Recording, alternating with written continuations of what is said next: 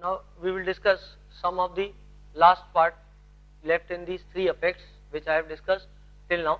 एक question bond dissociation energy का concept जो है कुछ बच्चों ने पूछा है कि बॉन्ड डिसोसिएशन एनर्जी किस तरीके से हम पता लगाएं। तो आप स्ट्रक्चर बना लिया करो, आपको नेचुरली जो है ये समझ में आ जाएगा किसका बॉन्ड डिसोसिएशन एनर्जी ज्यादा है किसका कम है। क्वेश्चन नंबर 46 आप अपनी शीट नंबर 1 में देख सकते हो। बॉन्ड डिसोसिएशन एनर्जी का ये पहला नंबर का क्वेश्चन था कि किसकी बॉन्ड डिसोसिएशन एनर्जी ज्यादा होगी और किसकी बॉन्ड डिसोसिएशन एनर्जी कम होगी। जिन बच्चों के पास अभी शीट नहीं है, बोर्ड पे क्वेश्चन ड्रॉन है, तो आप इससे ही देख सकते हो डायरेक्टली। नाउ सी दिस बेटा, यहां पर ये एक हाइड्रोजन और ये एक हाइड्रोजन, दो अल्फा हाइड्रोजन है। नेचुरली ये बॉन्ड इस डायरेक्शन में ब्रेक करेगा और ये बॉन्ड इस डायरेक्शन में ब्रेक करेगा। क्योंकि यहाँ पे 4 अल्फा हाइड्रोजन है इसलिए बॉन्ड जो है 4 बार ब्रेक करेगा और 4 बार डबल बॉन्ड जो है सिंगल बॉन्ड में कन्वर्ट होगा। जबकि यहाँ पर देखो तो यहाँ पे कोई हाइपर कॉन्जुगेशन, कोई रेजोनेंस नहीं मिल रहा है, इसका मतलब डबल बॉन्ड हरदम बना रहेगा। मतलब इसका बॉन्ड ऑर्डर का मतलब क्या होता है? बॉन्ड ऑर्डर का मतलब होता है दो एटम के बीच में नंबर ऑफ बॉन्ड कितने हैं वो होता है बॉन्ड ऑर्डर। तो इसका बॉन्ड ऑर्डर जो है वो 2 ही बना रहेगा, तो इसका बॉन्ड ऑर्डर विल बी 2। जबकि यहां पर बॉन्ड ऑर्डर सर्टेनली हरदम 2 नहीं रहेगा, कभी बॉन्ड ऑर्डर गिरेगा क्योंकि H का बॉन्ड ब्रेक होगा तो ये बॉन्ड इधर जाएगा। तो एवरेज टाइम स्केल पे कुछ समय ऐसा आएगा जबकि ये बॉन्ड जो है डबल बॉन्ड के रूप में ना रह करके सिंगल बॉन्ड के रूप में रहेगा, और ये सिंगल बॉन्ड के रूप में रहता है तो इसका बॉन्ड ऑर्डर निश्चित रूप से 1 और 2 के बीच में कहीं पर लाई करेगा, क्योंकि सिंगल बॉन्ड के रूप में रह रहा है कभी और कभी डबल बॉन्ड के रूप में रह रहा है। मतलब एवरेज टाइम स्केल पे यदि हम देखेंगे तो बॉन्ड ऑर्डर 1 और 2 के बीच में कहीं पर लाई करेगा। तो बॉन्ड ऑर्डर जितना कम होगा उतना ही बॉन्ड डिसोसिएशन एनर्जी जो है वो कम हो जाएगी, क्योंकि उतनी ही आसानी से बॉन्ड टूट जाएगा। यदि बॉन्ड डिसोसिएशन एनर्जी पूछा है तो this bond will break more easily when compare to this bond. So bond dissociation energy of this is greater when compare to this structure. Now मैं आपसे एक और क्वेश्चन डिस्कस करता हूं इसमें।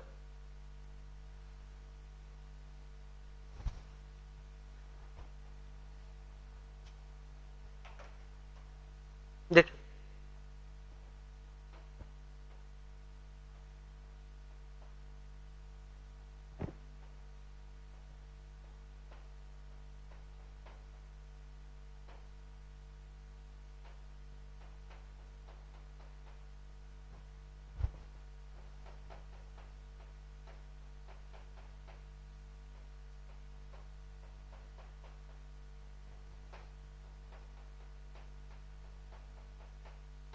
लाइक दिस, दो बॉन्ड्स के बारे में पूछा है, एक ये वाला बॉन्ड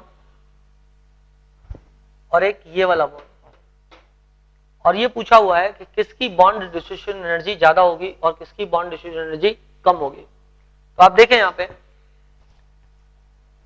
यदि ये बॉन्ड रेजोनेंस में है, ये इस डायरेक्शन में मूव करता है तो ये इस डायरेक्शन में मूव करता है, तो इसका यदि आप रेजोनेटिंग स्ट्रक्चर बनाओगे तो इसका रेजोनेटिंग स्ट्रक्चर बनेगा CH2 double bond CH, C single bond CH2 negative charge, double bond CH single bond CH2 plus.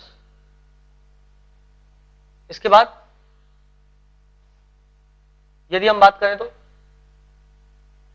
Next क्या हो सकता था? नेक्स्ट में ये इधर से इधर जम कर सकता था, ये इधर से इधर जम कर सकता था। ना सिर्फ ये एक रेजोनेंस हो सकता है बल्कि ये भी एक रेजोनेंस हो सकता है, और यदि ये हुआ तो ये हो जाएगा CH2 plus CH C CH2 negative charge, double bond CH CH2 plus. Oh sorry, दूसरी तरफ का मूव नहीं करना था क्योंकि अब की बार हमने एक साइड का मूव किया, तो ऑब्वियसली इसको नहीं करना।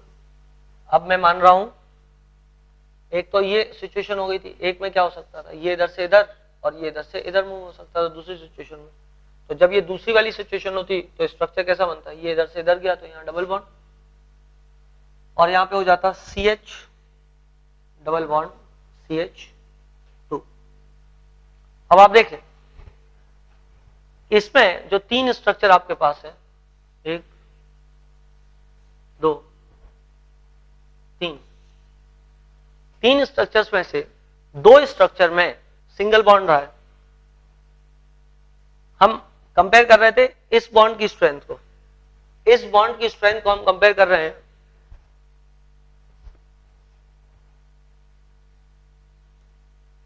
इस बॉन्ड की स्ट्रेंथ को हम कंपेयर कर रहे हैं इस बॉन्ड की स्ट्रेंथ के साथ, और हमने इसके रेजोनेटिंग स्ट्रक्चर्स बनाए हुए हैं।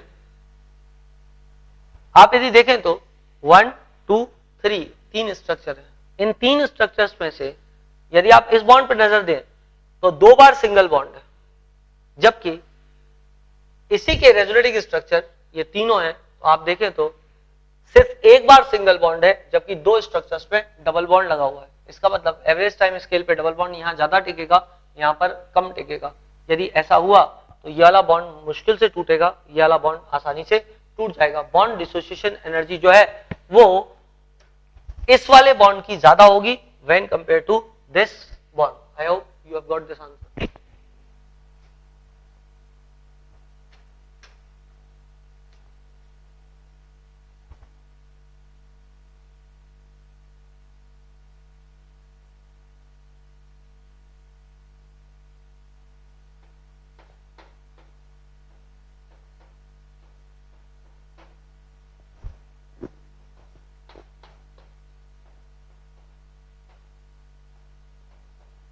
आप इस क्वेश्चन को देखो और सोचने की कोशिश करो कि कौन सा बॉन्ड ज्यादा मजबूत होना चाहिए। एक ये वाला बॉन्ड है और एक ये वाला बॉन्ड है। आपको क्या करना चाहिए, एक्चुअली इसके रेजोनेटिंग स्ट्रक्चर बना देना चाहिए। ये इधर से इधर जम करेगा तो ये इधर से इधर जम करेगा, तो इसका एक रेजोनेटिंग स्ट्रक्चर हो जाएगा CO negative Cl double bond positive Cl। एक और काम हो सकता था, ये इधर से इधर जम करता फिर ये इधर से इधर जाता, तो इसका एक और रेजोनेटिंग स्ट्रक्चर क्या होता, CO नेगेटिव Cl पॉजिटिव। अब इसके 3 स्ट्रक्चर हो गए, 1 2 और 3।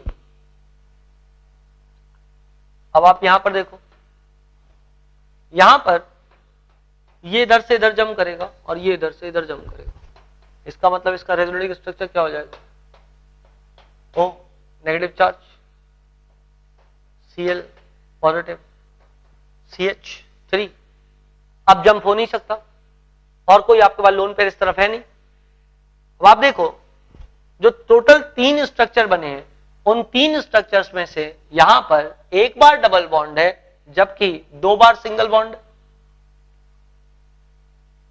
इसका मतलब मैं ये बोल सकता हूं यदि 3 स्ट्रक्चर में से 1 बार डबल बॉन्ड है और 3 बार सिंगल बॉन्ड है तो इसका मतलब इसका एवरेज बॉन्ड ऑर्डर कितना आ जाएगा। देखो बेटा ऐसे देखो, ये डबल बॉन्ड इस पोजीशन पे कभी इधर है कभी इधर है और कभी इधर है। सभी बच्चे ध्यान से देखें इसको, ये डबल बॉन्ड इधर है बेटा, कभी ये डबल बॉन्ड इधर है, कभी ये डबल बॉन्ड इधर है और कभी ये डबल बॉन्ड इधर है। ये डबल बॉन्ड इधर है इस स्ट्रक्चर में और ये डबल बॉन्ड इधर है इस स्ट्रक्चर में। इसका मतलब 3 पोजीशंस के बीच 1 2 3, इन 3 पोजीशंस के बीच में डबल बॉन्ड डिस्ट्रीब्यूट हो रहा है। तो एक पोजीशन के हिस्से पे कितना आएगा 0.33। एक सिंगल बॉन्ड तो हरदम यहां पे बना हुआ है तो 1 + 1/3 अफेक्टिव बॉन्ड ऑर्डर रहेगा 1.33। जबकि यहां पर देखें, यहां पर 2 पोजीशंस के बीच में बॉन्ड शिफ्ट हो रहा है तो अफेक्टिव बॉन्ड ऑर्डर कितना आ जाएगा 1.5 आ जाएगा। ये अप्रोक्सीमेट फिगर्स हैं, जरूरी नहीं है कि बॉन्ड ऑर्डर सब टाइम जो है सेम रहे।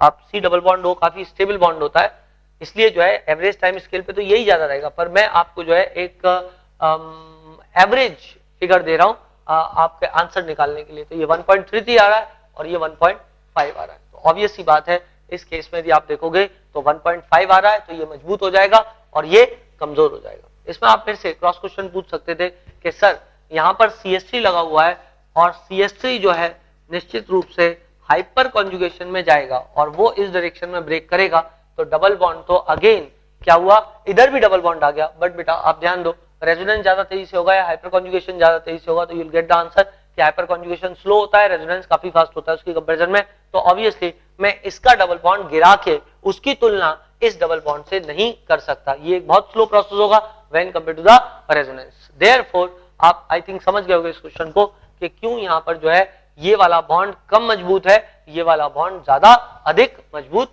है।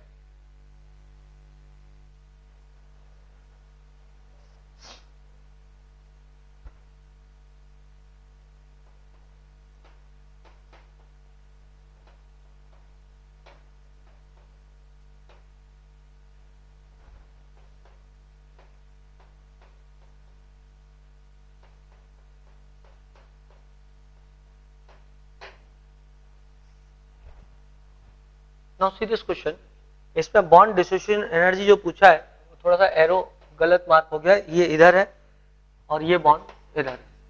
Now it becomes really difficult to identify which bond will break more easily, but if you draw the resonating structures the thing will be quite more simpler। इसको इधर से इधर और इसको इधर से इधर, तो ये हो गया CH2 plus CH double bond CH CH2 negative. Now see this, इस क्वेश्चन को देखें तो this will look somewhat like this, ये इधर से इधर और ये इधर से इधर, यहां हो गया CH2 plus CH double bond and O open negative charge and this one. Now आपसे पूछा है जिस बॉन्ड के बारे में कि कौन सा बॉन्ड ज्यादा मजबूत है, इस बॉन्ड के बारे में पूछ रहा था और इस बॉन्ड के बारे में पूछ रहा था। मैं इनको मार्क कर देता हूं विद सम कलर। वो बॉन्ड इधर यहां पे दिखाई देगा आपको, मतलब इन दोनों के बारे में पूछ रहा है, मतलब बीच में, और इधर पूछ रहा था कि बॉन्ड डिस्ट्रीब्यूशन एनर्जी कहां पे कम होगी। बेटा जब भी डबल बॉन्ड बनेगा तो दो चीजें पास आएंगी। डबल बॉन्ड बनने के लिए साइड ऑन ओवरलैपिंग की जरूरत पड़ती है, और जब साइड ऑन ओवरलैपिंग होती है तो बॉन्ड लेंथ और ज्यादा गिर जाती है, और बॉन्ड लेंथ जैसे कम होगी तो इसका मतलब बॉन्ड स्ट्रेंथ और ज्यादा बढ़ जाएगी। तो यदि डबल बॉन्ड बना है तो बॉन्ड थोड़ा सा मजबूत होगा, जो सिग्मा बॉन्ड है वो भी थोड़ा सा पहले से ज्यादा मजबूत हो जाएगा। वो पूछ रहा है बॉन्ड डिस्ट्रीब्यूशन एनर्जी इस एरिया में और इस एरिया में। अब आप किस आधार पर पता लगाओगे वो सोचो, आप इस बात को सोचने की कोशिश करो। मैंने आपको रेजोनेटिंग स्ट्रक्चर बना के दे दिया, अब आप ये बात सोचने की कोशिश करो कि कौन सा बॉन्ड मजबूत है और क्यों है। यदि आप में से कोई उत्तर देना चाहे तो प्लीज उत्तर दे दो। सर जो सेकंड वाला केस है उसमें ऑक्सीजन के ऊपर नेगेटिव चार्ज है, तो वो ज्यादा टाइम तक टिकेगा डबल बॉन्ड सी और एन के बीच में। बहुत बढ़िया, जबकि पहले केस में इतना टाइम नहीं रहेगा। बिल्कुल सही है, हाँ एकदम सही बोला है इन्होंने कि कार्बन के ऊपर नेगेटिव चार्ज है और carbon is a less electronegative element, जबकि ऑक्सीजन के ऊपर नेगेटिव चार्ज है, oxygen is a more electronegative element. तो ऑब्वियस सी बात है कि ये वाला स्ट्रक्चर ज्यादा स्टेबल होगा when compare to this structure, और ये वाला स्ट्रक्चर यदि ज्यादा स्टेबल है इसका मतलब इसी रूप में ये स्ट्रक्चर ज्यादा समय टिकेगा, और यदि इसी रूप में ये स्ट्रक्चर ज्यादा समय टिकता है मतलब डबल बॉन्ड ज्यादा समय टिक रहा है, तो इसका मतलब ये वाली बॉन्ड स्ट्रेंथ ज्यादा होगी when compare to this one.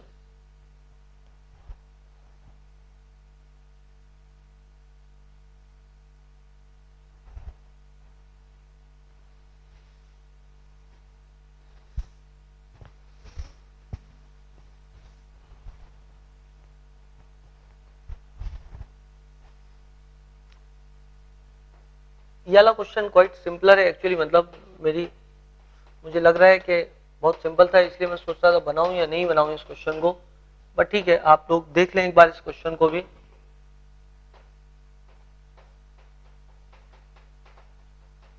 Question number 47 का एफ है ये, इससे पहले क्वेश्चन नंबर 47 का ई सॉल्व किया था आपने।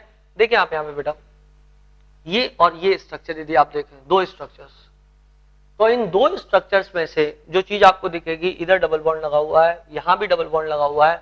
अब यदि आप ये दो स्ट्रक्चर्स देख रहे हो तो आप बात को समझना जरा, होशियार बच्चों। यहाँ पे अल्फा हाइड्रोजन 3 है, यहाँ 2 है, अगेन 2 यहाँ पर और आ गए, और अगेन 2 अल्फा हाइड्रोजन यहाँ पर और आ गए। तो इसका मतलब टोटल अल्फा हाइड्रोजन जो होंगे वो कितने होंगे, 3, 2, 5 और 4। इसका मतलब 9 अल्फा हाइड्रोजन यहाँ पर 3 2 then again 2 and then again 2, that means there are 9 alpha hydrogen present. यदि इस स्ट्रक्चर में देखो तो मैंने आपको अल्फा हाइड्रोजन गिनने का तरीका बताया था, आप डब्बे में बंद कर दो इसको, 2 हाइड्रोजन इधर हो जाएंगे, 2 हाँ, so there will be total 6 alpha hydrogens. So there are 9 alpha hydrogen and 6 alpha hydrogen. तो जितने ज्यादा अल्फा हाइड्रोजन होंगे उतनी बार डबल बॉन्ड ब्रेक होगा, क्योंकि ये बॉन्ड यदि इस डायरेक्शन में ब्रेक होता है तो ये बॉन्ड इस डायरेक्शन में ब्रेक होगा। And since there are 9 alpha hydrogen, ये स्ट्रक्चर 9 बार ब्रेक होगा, मतलब 9 बार डबल बॉन्ड ब्रेक होगा, तो ऑब्वियस सी बात है एवरेज टाइम स्केल पे ये डबल बॉन्ड कम समय टिकेगा, ये डबल बॉन्ड ज्यादा समय टिकेगा, क्योंकि यहाँ पे 6 बार ब्रेक होगा। तो उस केस में ये वाला बॉन्ड इस वाले बॉन्ड की तुलना में ज्यादा मजबूत होगा, तो बॉन्ड डिसोसिएशन एनर्जी इसकी ज्यादा होगी when compare to this one. एक क्वेश्चन मैं आपको देता हूं, आप इस क्वेश्चन को ट्राई करें। ये आपकी शीट में क्वेश्चन नंबर 20 है।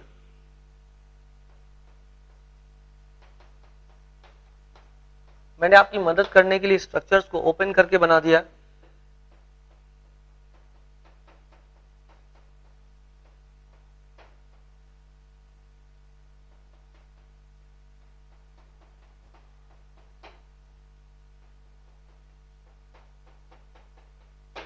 अब बेटा इसकी बॉन्ड डिसोसिएशन एनर्जी के बारे में बताएं। हालांकि क्वेश्चन में बॉन्ड लेंथ पूछा है, मैंने इस क्वेश्चन को थोड़ा सा बदला है और आपसे पूछ रहा हूं bond dissociation energy between C and N bond, between CC bond length. CC में पता लगाइएगा, सीसी मतलब यही एक ही सीसी इधर है, एक ही सीसी इधर है, इधर और इधर, तो सीसी बॉन्ड स्ट्रेंथ जरा पता लगा दीजिए। ओके बेटा, इसका मैंने आपसे पूछा था कि बॉन्ड डिसोसिएशन एनर्जी किसमें ज्यादा होगी, किसमें कम होगी। किसी बच्चे का उत्तर आया हो तो उत्तर बता दें। फोर्थ में सबसे ज्यादा bond dissociation energy. Okay, D greater than C than B. Okay, कोई और आंसर? बस बता लिया जितने बच्चों का आंसर बताना था। चल मैं इस क्वेश्चन को डिस्कस करता हूं आपसे। सबसे पहले आप इसमें रेजोनेटिंग स्ट्रक्चर कैसे बनाते हैं। बेटा यहां पे सबसे बड़ा ड्राइविंग फोर्स क्या है? दो चीजें, एक तो ये लोन पेयर और दूसरा जो यहां पे ड्राइविंग फोर्स है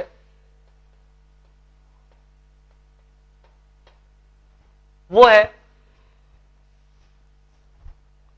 ये ज्यादा इलेक्ट्रोनेगेटिव को अपनी ओर खींचेगा। ऑब्वियस सी बात है, जब ये इस ओर खींचेगा बेटा तो ये इस ओर चला जाएगा, ये इस ओर गया, वैसे ही लोन पेयर इधर से इधर जम कर जाएगा, क्योंकि कार्बन पे पॉजिटिव चार्ज आने लग जाएगा। तो जो स्ट्रक्चर तुम्हारे पास बनेगा that structure will look somewhat like this, ओ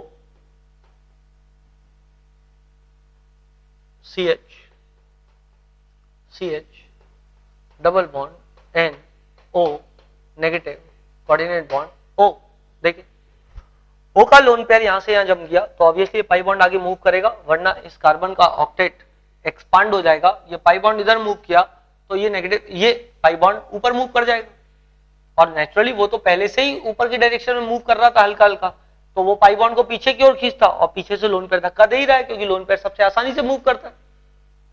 तो जो स्ट्रक्चर आपके पास जनरेट हुआ वो स्ट्रक्चर कुछ ऐसा दिख रहा है। नेक्स्ट का स्ट्रक्चर यदि आप बनाते तो अगेन यहाँ पे ड्राइविंग फोर्स ये वाला था, ये इधर से इधर मूव करता तो ये इधर से इधर मूव कर जाएगा। तो यहाँ स्ट्रक्चर बनता CH2 CH double bond N O single bond this, और इस CH2 पे पॉजिटिव चार्ज आ जाता। जिन बच्चों ने रेजोनेटिंग स्ट्रक्चर बना लिया रहता है उनको मैंने बताया कि किस तरीके से आप चेक कर सकते हो, क्रॉस चेक कर सकते हो कि आपका स्ट्रक्चर सही है या गलत है। उसमें आप number of bonds plus lone pair of electron गिन लिया करो तो आपको पता लग जाएगा। इधर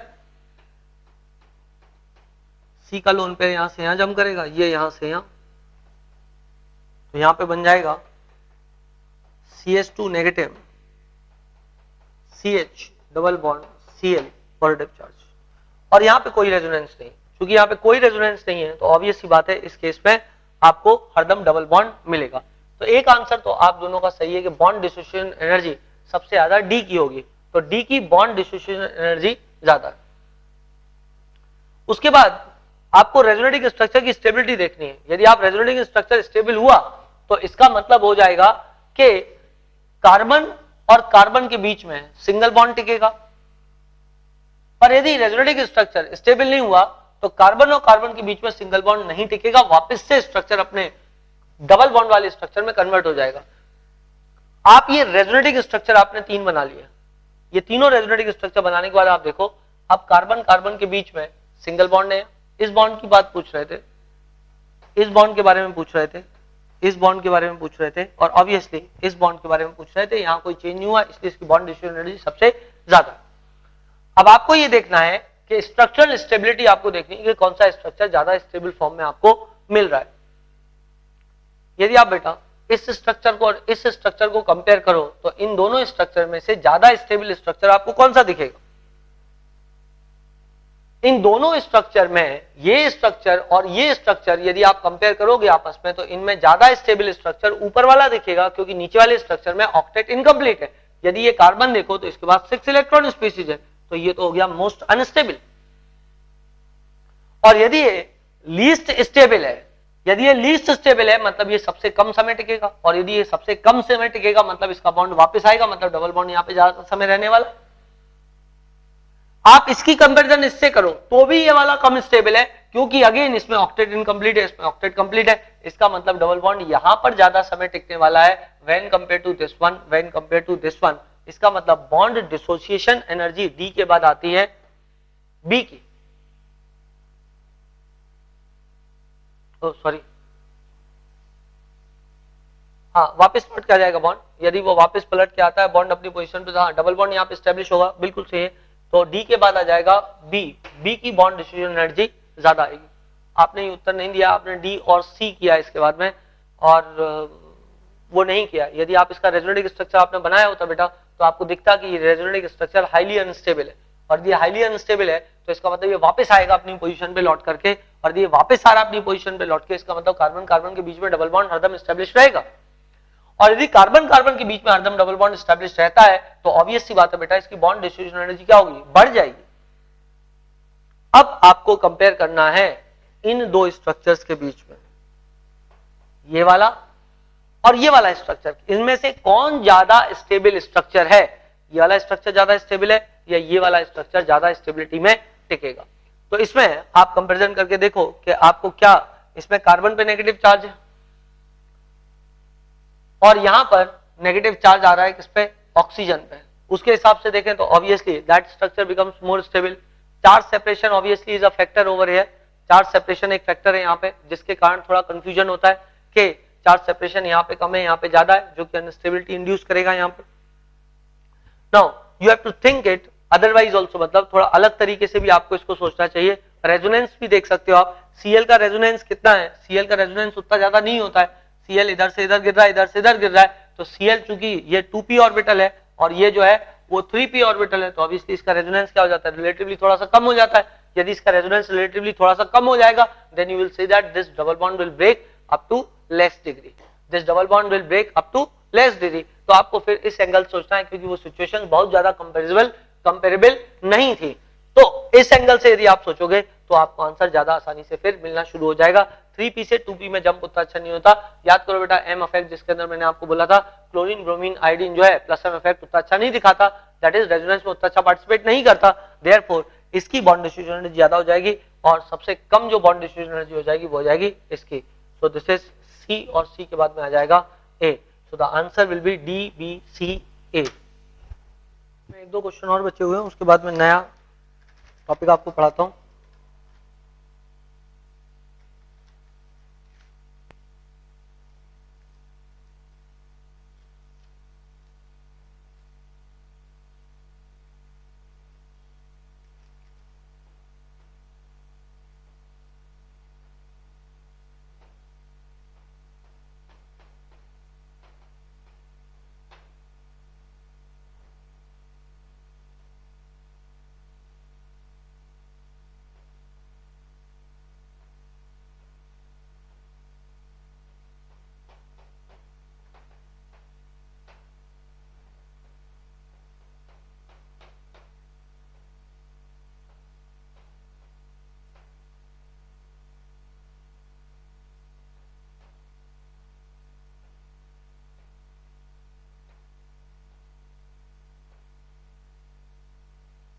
लाइक दिस।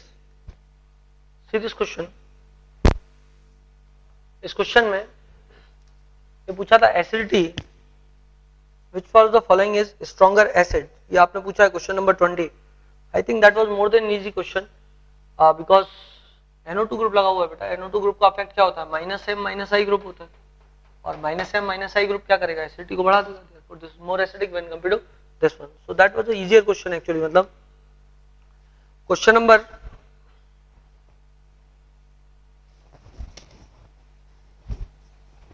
18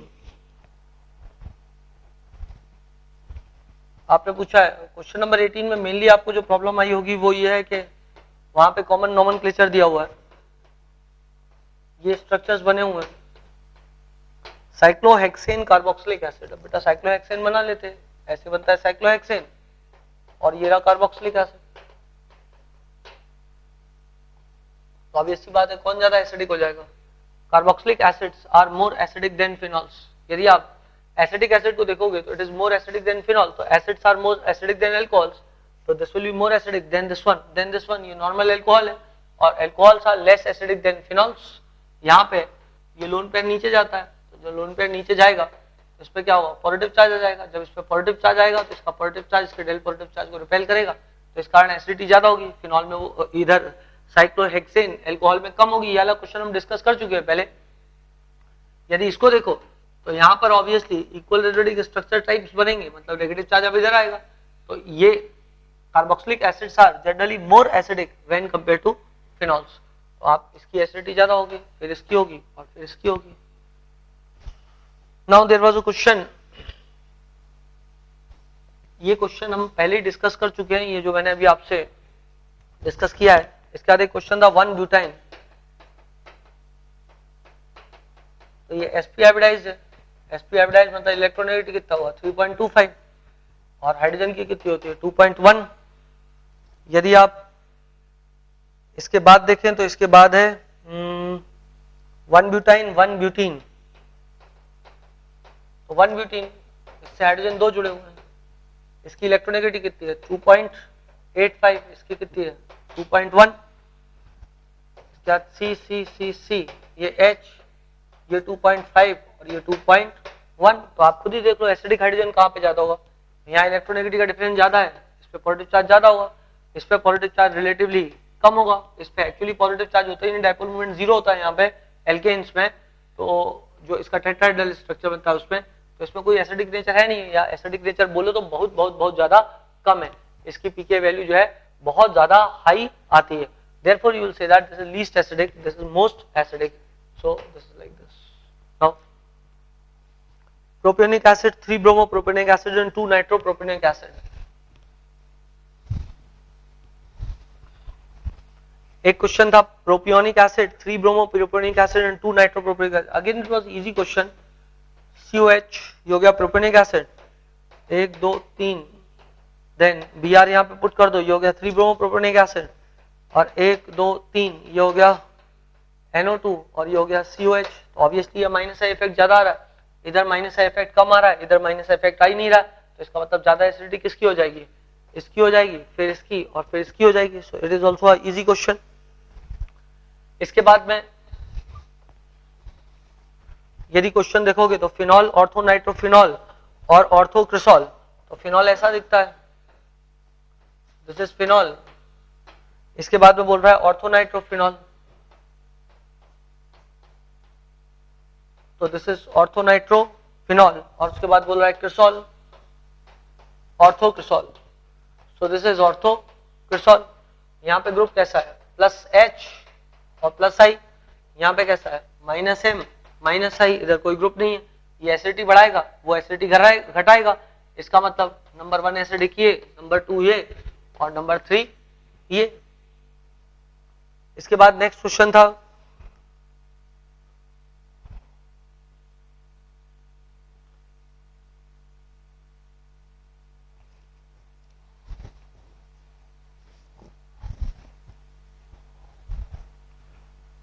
हेक्साइलमीन, एनिलीन और मिथाइलमीन। हेक्साइलमीन ये हो गया बेटा हेक्साइल ग्रुप, इस पे NH2 लगा दो तो ये क्या हो जाएगा हेक्साइलमीन। एनिलीन ये हो गया एनालीन, NH2 लगा दो। इसके बाद आ जाएगा मिथाइलअमीन, CH3NH2। अब बेटा इसके अंदर क्वेश्चन में पूछा था according to increasing pK value, मैंने आपको क्वेश्चन डायरेक्ट करके बता दिया, बट इंक्रीजिंग पीके वैल्यू पूछा था। और मैंने आपको कल बोला था pK value is directly proportional to what, basicity,